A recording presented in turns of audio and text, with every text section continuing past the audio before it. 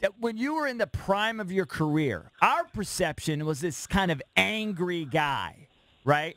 Is that was our perception? Well, he was a killer. Well, that was our perception, and I know that was what you were putting out there. Did that happen to you? You seem so happy to me today, though. Have you had a life change, or was our perception wrong all along?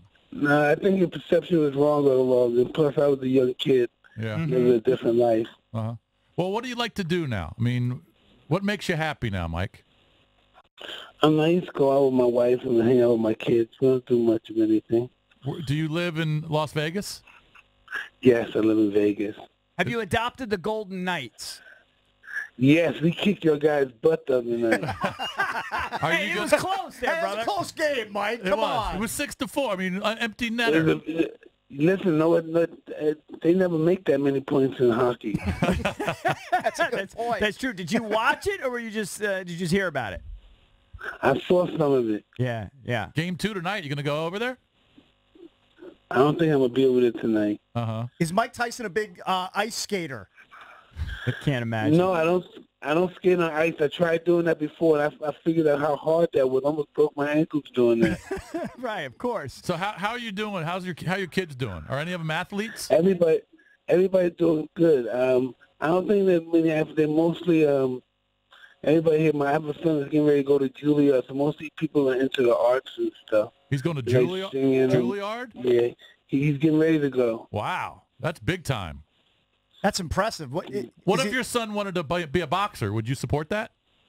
Well, he tried talking that craziness before, but, these guys can't be boxers. These guys have to have nothing. Boxers, when you have nothing, that's when you're a boxer. Right, I get it. Right. These guys can't become boxers. These guys got pools, and all these guys got private schools and all this stuff. Yeah, they're spoiled. That's true. That's a good point. Yeah. That's a good point. Yeah, like, what's the toughest thing your kids have had? Did you ever try to toughen them up a little bit? Like, I don't.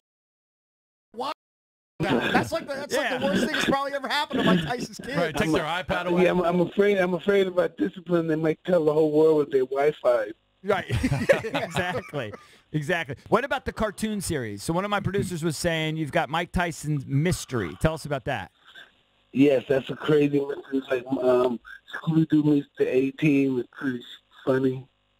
It's like I'm pretty much solving a bunch of mysteries. Right. He's going to solve a bunch of mysteries. What network is that on, Mike? Swim. What did he say? Is it Adult Swim? Adult Swim, yeah. Ah, okay. Gotcha. What about boxing I'm these not even days? sure what Adult Are you Swim still is. I feel like I'm not paying attention to if it's not like a Floyd Mayweather fight. I feel like I'm not really paying attention. It's not nearly as intriguing as it was back in your day. Well, who should I be paying attention to? Are you paying? I guess Triple G, is he the guy I'm supposed to be paying attention to? Who are you paying attention to? There's a guy out there named Elmer Spence that's pretty good. And the guy out there, the Ukrainian guy named Lomachenko, he's pretty good. Uh-huh. There's a couple of good fighters out there. So we should be paying attention. Do you still enjoy going to watch boxing matches? Oh, absolutely, yeah. The whole ambiance is pretty awesome. Uh-huh. Right. What about, so I see Chuck Liddell's coming back, right? And, it's obviously kind of a PR thing, but Chuck Liddell's going to fight Tito Ortiz. So these UFC guys. Oh, the old schoolers. And Chuck Liddell hasn't fought, I don't think, in like 9 or 10 years. How often, Mike, are you approached about a comeback? Does that still happen? How old was Foreman when he came back his last time? How old was George? I don't know, 48. Right. You're only, what, 51, 52? Yeah, I'm not interested in doing that, though. Right. Do you feel good physically? I mean, your health's got to be pretty good. My health is pretty good, yeah. Yeah. So you feel good? Yes. Can I ask him about what he talked about on Kimmel? You sure? All right. I'm sure you're fine talking about this. So I was watching Kimmel. I don't know, this is a couple of years ago, but you talked about what you did before you leave the hotel. I'm not sure what it was. Because this was in Tokyo.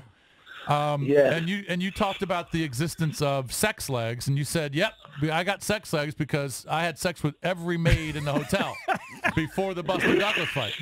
Is that true? Yeah. Can you tell us about that?